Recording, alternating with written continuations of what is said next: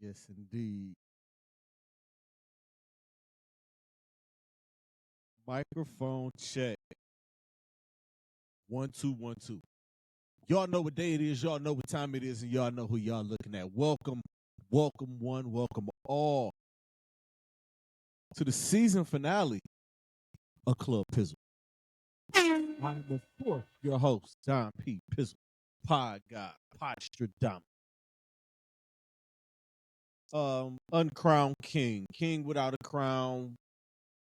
Now, whatever. I mean, y'all know, man, it's me. Thank y'all for y'all continued support of this podcast. Thank y'all for y'all continued support of this platform. While y'all are in a supporting mood, make sure you guys like, subscribe, comment, share the show. I'm trying to get that follower count up. My follower count is low as hell. I need y'all to get it together. Please and thank you. I need y'all to share this thing out. But yeah, I have more on what 2025 later on in the show. So yes, this is the season finale. I will be out for the rest of the month or the rest of the year, which is something that I usually do. You know, I've been doing that for quite some time. I'm gonna take some time off and, reset, enjoy, have some days where I can get off work and just come home and kick it in my man cave. Play the game if I feel like it, or catch up on some TV shows. Because let me tell y'all, man, I'm behind on all my TV shows that I watch. But anyway, man, y'all know the motto. We are here for a good time and not a long time. I'm not going to hold y'all very long. We are going to be in and out just like a robber. Y'all already know. Club Pizzle Happy Hour and Club Pizzle are both powered by W Energy. And I want to give a shout out to W Energy. Yes, indeed. W is clean. W is crisp. W is focused. No crash, no jitters, no why am I vibrating moments. Just straight up smooth energy that actually lets you lock in, whether you're editing at 2 a.m., gaming until sunrise, or just trying to make it through your day, or trying to make a cross-country trip, or make a 13-hour drive down south to your grandmother's 90th birthday party. And the flavors hit too. I'm currently trying out the sweet and sour blue ras, and man, it is on point. It's good, man. I think I'm about to order another. I think I'm gonna order another tub of that. Yeah, it's good. So, how do I get my hands on some of this W? Easily. Log on to W.com. Find y'all something on there. Find y'all something nice. Get it.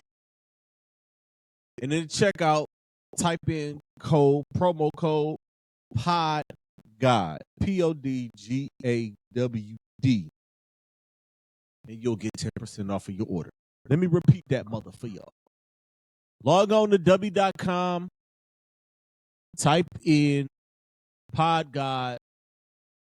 That's the promo code and check out, and you get 10% off of your order. So don't play around. Support the pod and support the movement. W Energy, lock in, level up, be legendary.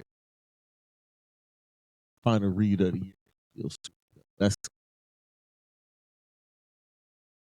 I'm better.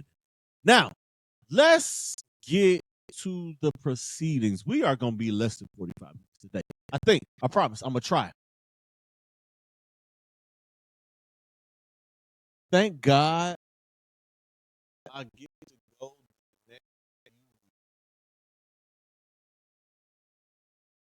without talking about these damn Cleveland Browns. As y'all know, the Cleveland Browns dropped another game. 31-29 to the 1-win, now 2-win Tennessee Titans to fall to 3-10.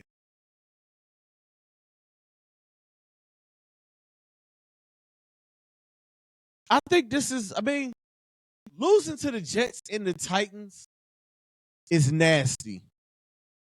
Seriously. Especially after beating the Green Bay Packers, who look like a playoff team and are Super Bowl contender. I'm miffed by this team. Like, this team is really, it's confusing. I don't understand it. Like, the 3 wins that they got, I don't even know how they get. Shadeur Sanders, 23 of 42, 364 yards, and 3 touchdown passes. He also ran for 29 yards, which led the team to that.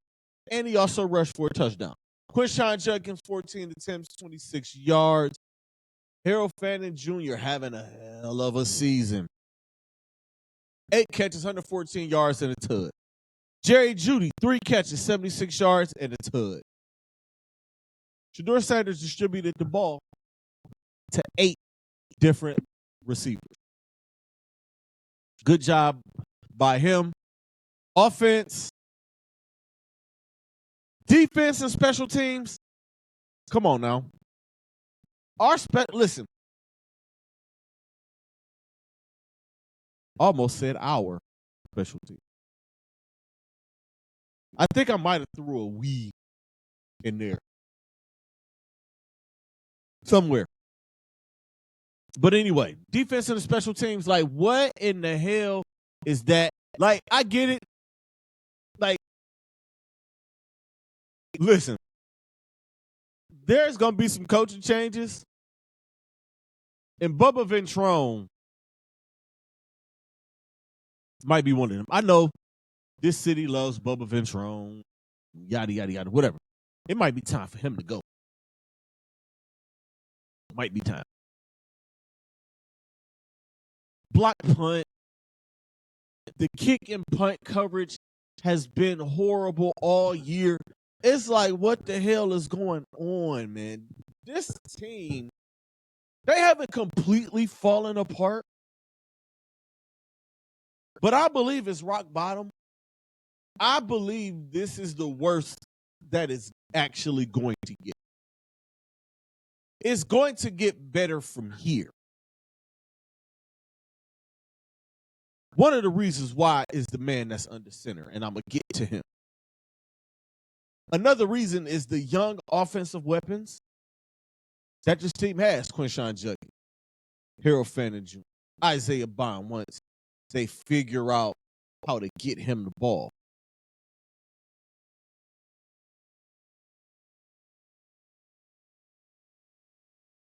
I'm encouraged by the way Andrew Berry drafted this year, which I feel like made Paul DePodesta's decision to get the hell out of the city much easier. This feels like an Andrew Berry draft, because if you look at the draft from top to bottom, and I know I went crazy on draft night, and draft night was when I decided to sit it out this season. I mean, I made that decision on draft night because I was upset and didn't like some things that they did. And I still feel like I didn't get the grace and I didn't get the respect and I didn't get the courtesy from certain people out there. Y'all know who y'all are. For wanting to take a season off.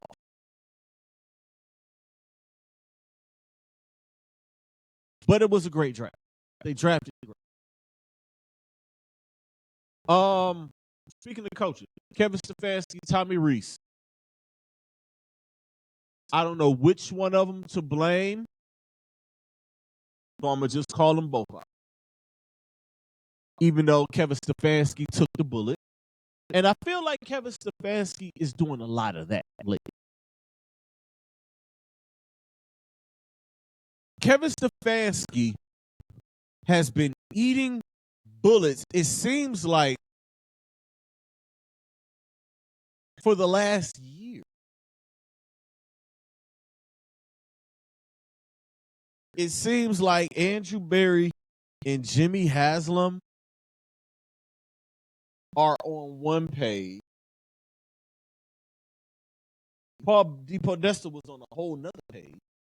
And Kevin Stefanski was on a whole nother page, which is why all of this chaos, I think, is going on. And again, I'm going to say I think because I'm not in the locker room.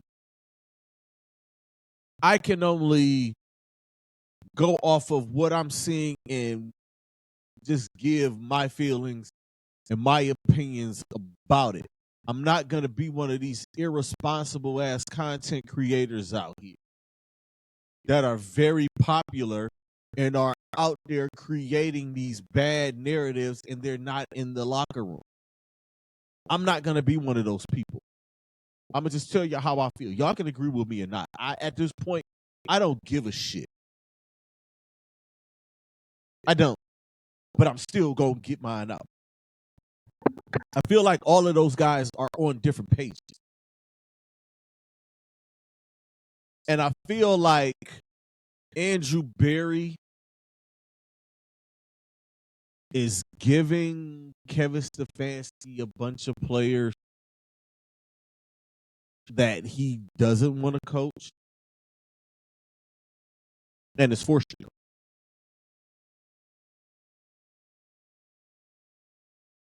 I'm not buying the narrative about him and Shadeur. I'm just not. I'm sorry. That's a narrative that's so nasty. I really don't want to talk about it. Because everybody's talking about it. And I'm not the type of pod that's going to chase the headlines and follow the narratives and say some bullshit just to get clicks and likes. I don't care about that. I want y'all to tap into me and tune into me because y'all like what I'm doing and that I'm trying to keep it authentic and trying to be a purist in this thing. I feel like I'm one of the few far and in between sports purists that's still out. I don't have conspiracies. I'm not a conspiracy guy. I just go off of what I see and I'll just give my opinion on it. Do I feel like Kevin Stefanski didn't want to draft Shadeur Sanders? Sure, I feel like that. I also feel like Andrew Berry traded his guy, and that was Kenny Pickett. I feel like the two quarterbacks that Kevin Stefanski liked or wanted in here, Joe Flacco and Kenny Pickett, were traded away. I think he had a say-so in Dylan Gabriel. And natural progression, again, man, and I hate to even go back to this is nerve-wracking. You know what? I'm not even going to do that. I'm just going to say they gave him these quarterbacks, and he had to figure out what to do with these guys. I feel like he wanted Kenny Pickett. And then I got two rookies to work with. It seemed like, okay, Dylan Gabriel's the third-round guy. Yeah, we'll give him reps. We'll give him time. And I feel like the more that I look at it and the more that I keep hearing, they're saying that they did not want Shadeur Sanders to see the field this year at all. And hindsight, looking back at it, it kind of seems that way because they knew, again, they knew that this was going to be a bad team. They knew this was going to be a gap year. So, yes, I can get this guy in the 5th round, sign him to a pretty good deal, and I'm going to redshirt him.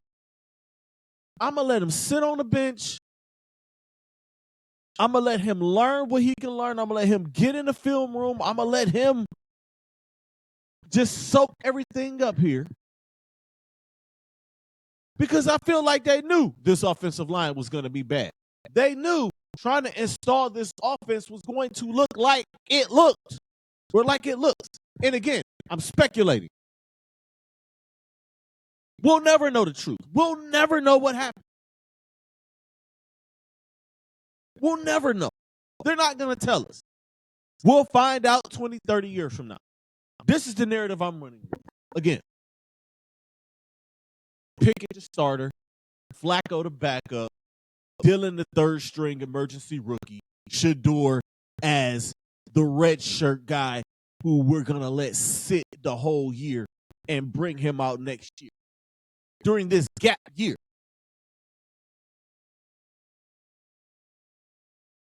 Does that sound so...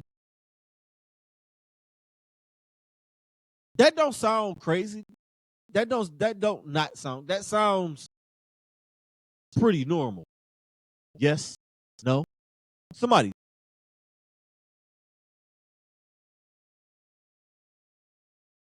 Back to these two guys. Back to Tommy Reese, back to Kevin Stefanski, because I'm ranting and I'm on it hand.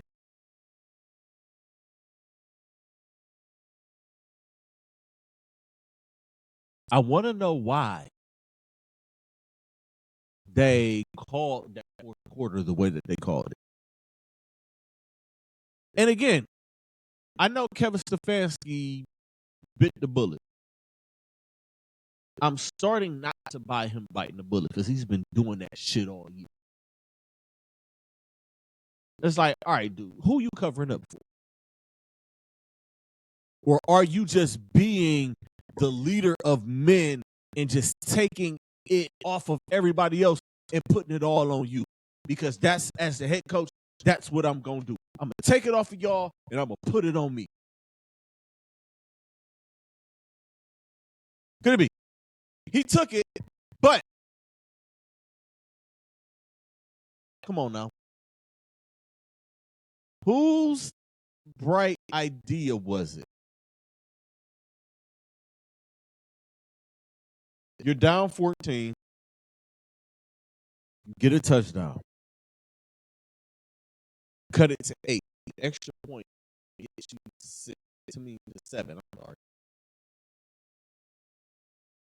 You go for 2.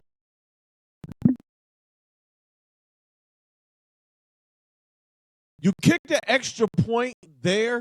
You don't even get the second 2-point conversion attempt. And I don't know what the hell that was. And I sat in my room and I said, this got to be the stupidest football team I've ever seen. Even though, if y'all go back and watch the play, if Judkins pitches that ball to, I believe it was Isaiah Bond, I believe he gets in, or whomever the receiver was that was over there is going to be wide open to score. But back to the first 2-point. And it makes me wonder, and I'm looking, and I've been looking at it and trying to figure it out. Like, is that the tough end of the field to kick at? And I know it sounds like Bill is being shot. I'm just trying to give some reason of why they would go for 2 in that situation. Is that the end of the field where the Cleveland Browns kicker seem to can't get?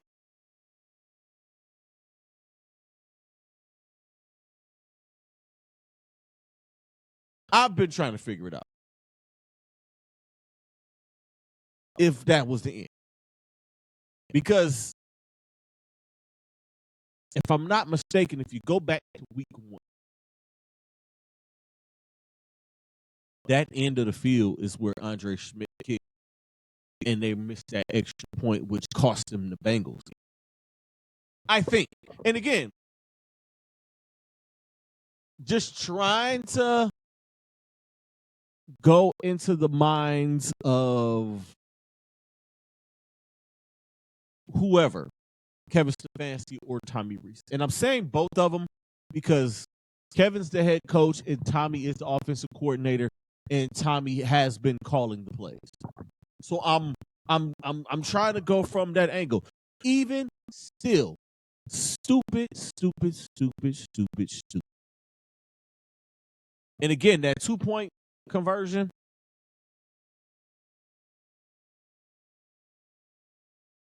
Sometimes I just don't know. Like I'm a sports purist. I don't give a damn about your parlays. I don't. And I'm very vocal about that. If you and I are having a sports conversation and you say something about a parlay, I am shutting that conversation down by saying, I don't give a shit about parlays, and conversation is over. I'm walking away from it. That's just the truth of the whole matter. You won't get, like, I'm not talking about it. I don't give a shit about that.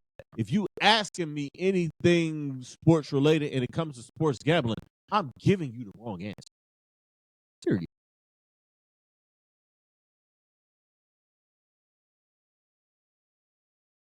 Number 2 defense, 31 points to the Titans? Really? Seriously. Everybody has all the smoke in the world for Kevin Stefanski when the team loses and when his team wins.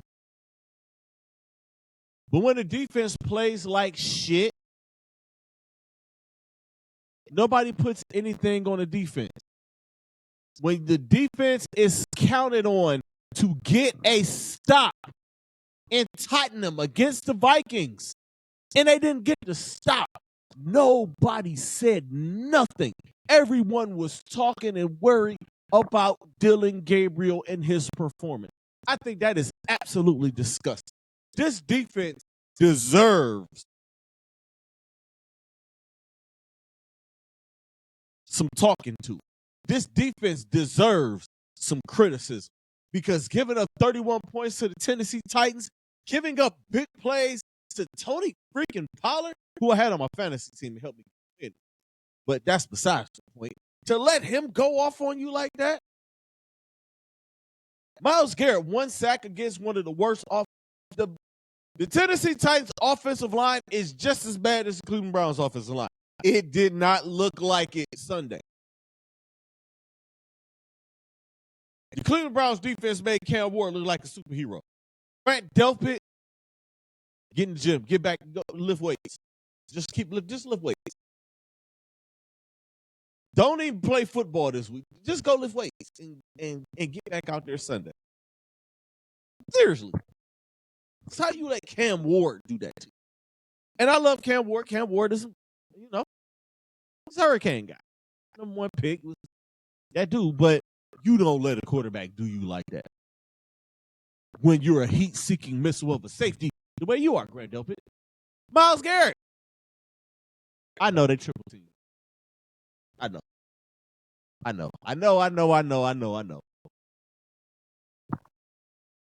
$100 million cornerback Denzel Ward injured.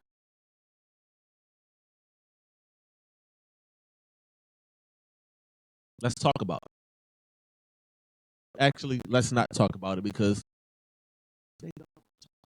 certain things and certain people in Cleveland that get protected by people, they have all the excuses in the world. Which brings me to Shadeur Sanders. Great game by Shadeur Sanders. No, not great. Good game by Shadeur Sanders. 64 yards passing and 3 touchdowns is nothing to sneeze at for a rookie 5th-round guy. I was thoroughly impressed by Shadeur Sanders. Mind you, again, I don't hate Shadeur Sanders. I love Shadeur Sanders. I want to see Shadeur Sanders play well. I want to see Shadeur Sanders I want to see Shadeur win. I root for Shadeur Sanders. But I also have a responsibility as a podcaster to call it how I see it. I'm going to continue to call it how I see it. And I still feel like the Browns did him a favor by not playing him because the offensive line still sucks. And now you got a couple other offensive linemen out. You lost your center and your whole right side.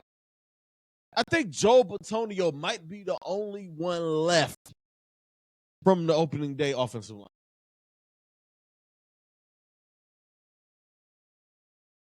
Again,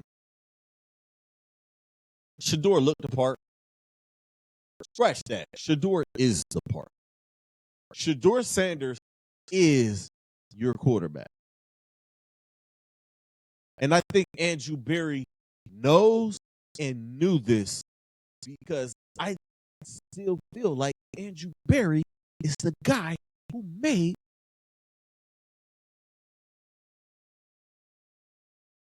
I also feel like there is some sort of a relationship between the Sanders family and Andrew Berry and the Sanders family and Jimmy Haslam. I think there's something there. I believe they're at least on speaking terms, or they've had conversations or been in the same rooms with each other before this past draft process. That's how I feel.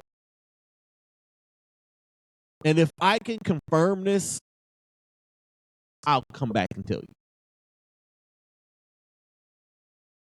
But Shadeur's the guy. At this point, again, this all could have been part of the plan. We know this is a gap year. We got 2 young rookie quarterbacks. Yes. We get out of the preseason, and this I'm saying we because I'm talking as Andrew Berry. Out of the preseason. Okay, we're gonna name Joe Flacco the starter. Kenny Pickett, I know we didn't get to see you. We wanted to see you. Circumstances happened, and that sucks. We're gonna trade you to a team who needs a backup quarterback. Plan. We'll let Joe start a few games. We'll let Dylan start a few games. And then Shadeur will finish the season. It may not have come in the target dates that they wanted it to come in, but I believe that's how they looked at this thing and that's how they approached it. And that's what it looks like, so that's what I'm going to stick to. So I'm going to say, like I posted, damn, Don was right. Damn, Don was right. Y'all can say it with me. Damn, Don was right.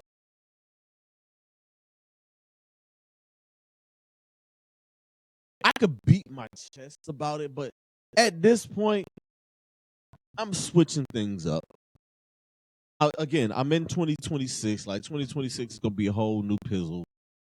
Like, I'm still going to be me. I'm still going to be unapologetic, and I'm going to give it to y'all the way that I've always given it to y'all, raw, uncut, unapologetic, and honest, and from my point of view, and giving you a different perspective.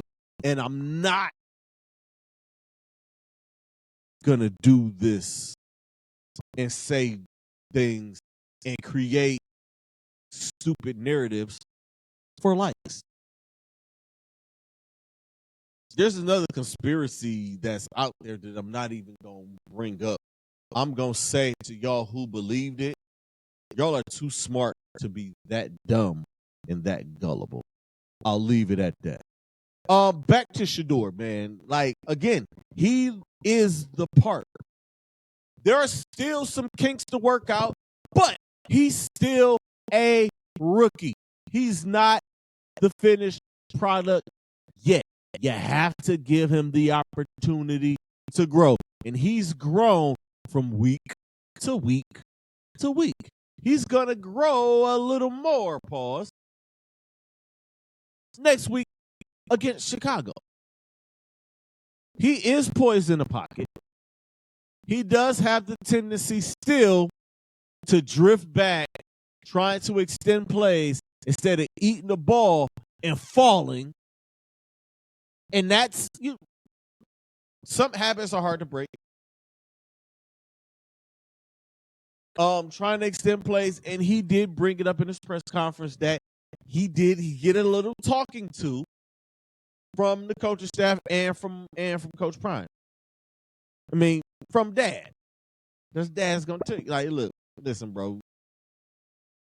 Live to fight another. But that's the thing with the NFL. Like, you putting good on good. You got great players in there. You got a defensive line. Sometimes you got to eat that ball and you got to take the sack. You got to live to fight another play.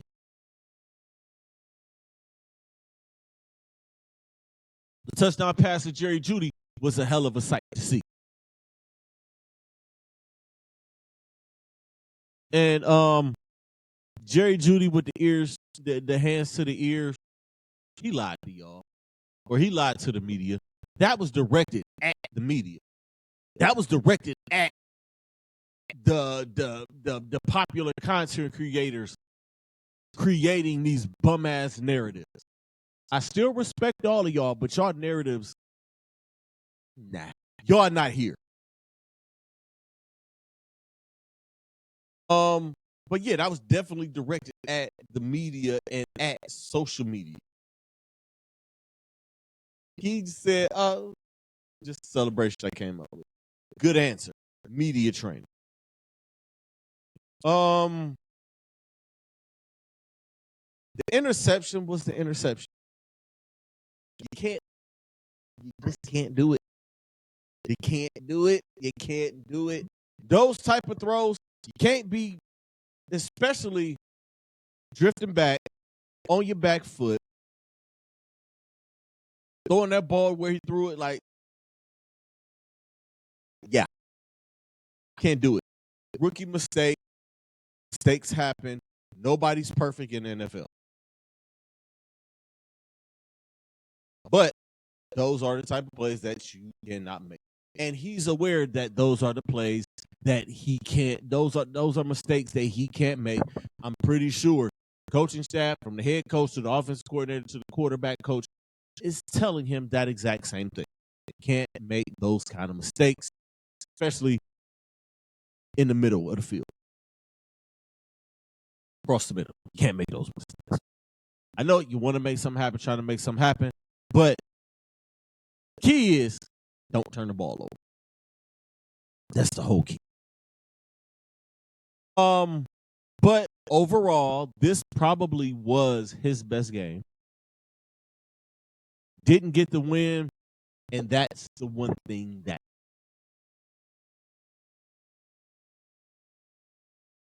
And let me say this to you all out there. Y'all know who y'all are. Who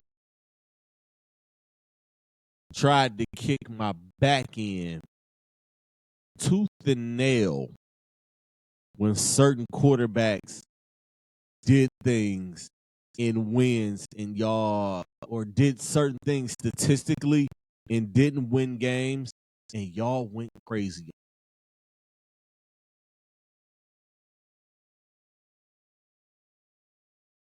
A couple of other things on the Browns. Do I feel like Kevin Stefanski is going to be out of here? Part of me says yes, but the other part of me is telling me they are going to hold on to him at least through the first quarter, the first half of the 2026.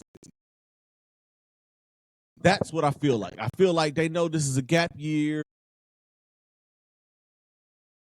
And now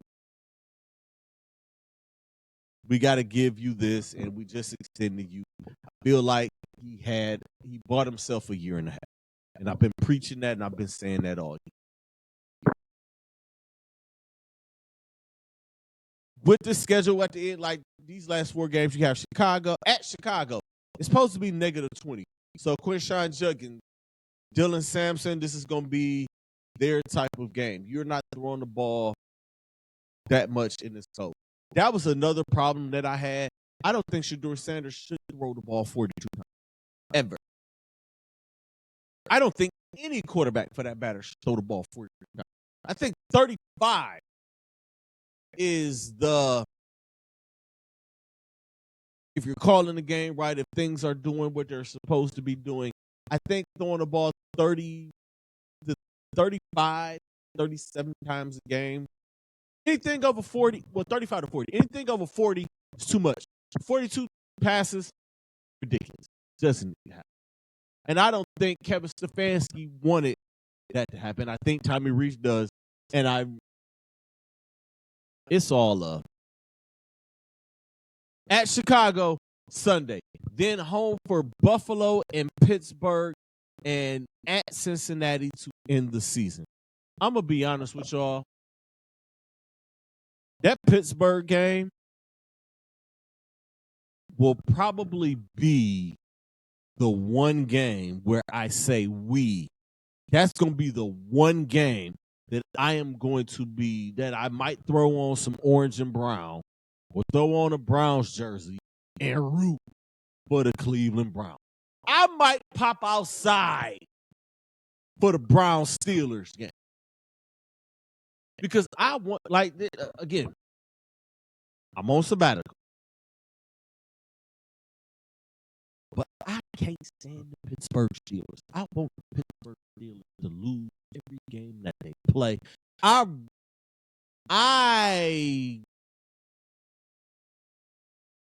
Things are a little happier in Pizzle land when the Pittsburgh Steelers lose. Even when the Browns have bad weeks and bad games and loses every year except for this year. But when the Pittsburgh Steelers lose, makes me happy. So that might be the one game. I might do a watch. I think I'm off that weekend.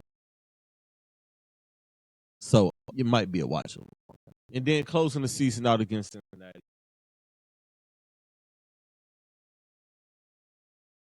Just win the Pittsburgh game. I don't care. Seriously. Like, Chicago is fighting for a playoff spot, but that defense is a little suspect. So they might get some off. Then Buffalo is Buffalo. I'm Joshua Patrick Allen is that dude. I might throw some Zubas and go, but we'll see. Moving on. Oh, damn. We're going to go more than 40. Whatever. The Cleveland Cavaliers will be back in action tomorrow night against the Washington Wizards. They are currently 14-11. This has been a struggle at the beginning of the season for the Cleveland Cavaliers. The injuries are kicking their ass. Darius Garland's just getting back, and they got him on minutes restriction deal because of Lonzo Ball as well, not playing back. Sam Merrill is injured. Jared Allen is injured. DeAndre Hunter has been in and out of the line. Tyrese Proctor is banged up. Greg Porter Jr. is banged up. This team is banged up. And Donovan Mitchell was playing at an MVP level. This is actually injuries are never good, but you get to test the depth of your team. You get to test your scouting department and see how good of a job they've been doing, and say, hey, these guys deserve a couple of dollars. They deserve a raise. Get to see what Tyrese Proctor is made of. Naquan Tomlin, pleasant surprise. It would not surprise me if Naquan Tomlin's two-way contract is converted over to a full-time Cleveland Cavaliers contract before this season is out. That is something that Kobe Altman will do. It's something that Kobe Altman has done in the past. He did it with Sam Merrill. The way Naquan Tomlin is playing, sign him up.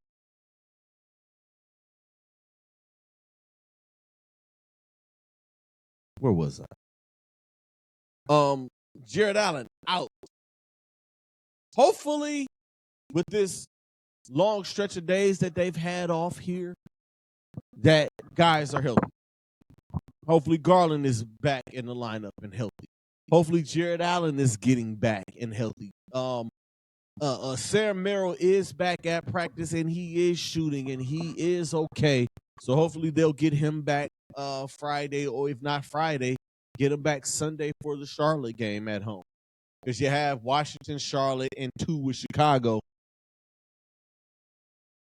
next Wednesday, and I believe next Friday or Saturday or something like that. It's a home and home thing that they got going on over there. Max Strus's timeline is still his timeline.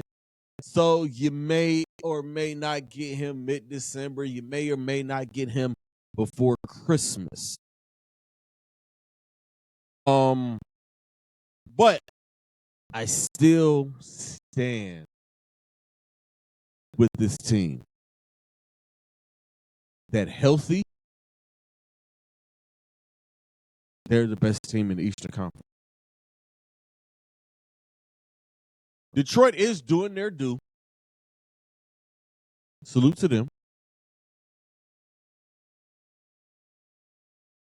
The Knicks are,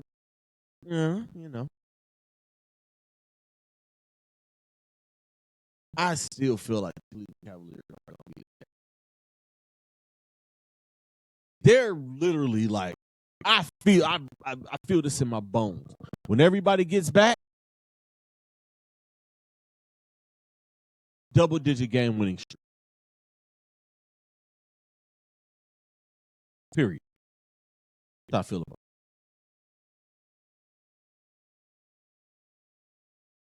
it. Yeah, we are. That said, y'all, we getting out of here. Season finale. I will be back with Club Pizzle January 8th. As if y'all tuned in Tuesday to Club Pizzle Happy Hour, y'all know that was the finale of that. Until September, we will be bringing Club Pizzle Presents Whiskey and Wings to you guys in 2026. Well, I will interview some of my favorite people and my friends. If everybody else is interviewing their friends, I'm going to interview my friends. I'm just going to be better than them at doing that. Okay? That's how I feel about that. If I could summarize this year up 2025, I think I had a pretty good year. Sports-wise in the city, the Cleveland Cavaliers, disappointing playoff run, but the season still was a hell of a ride. The Guardians making it to the playoffs and, just giving us that winning streak at the end of the year and, doing all of that was good stuff. I mean, the Browns are still the Browns. Suck, bad year, get it together. But overall, for me, Club Pizzle, I think I had a good year. My first full year in this house, in my new space, in my cave.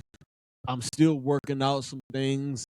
When I come back to you guys in January, there might be a few changes. I might switch some things around. I think I am gonna switch some things around. I'm working out the new set for Whiskey and Wings podcast. Again, man, I got so much down here that I'm working with that, I just got a canvas. So I'm just working things out and just trying to figure out, what would look good where. So yeah, that is something that I'm figuring out. Again, man, thank you guys for tuning in. Thank you guys who support me through thick and thin, man. 4 years of this show, year 5 is coming up, and this is crazy.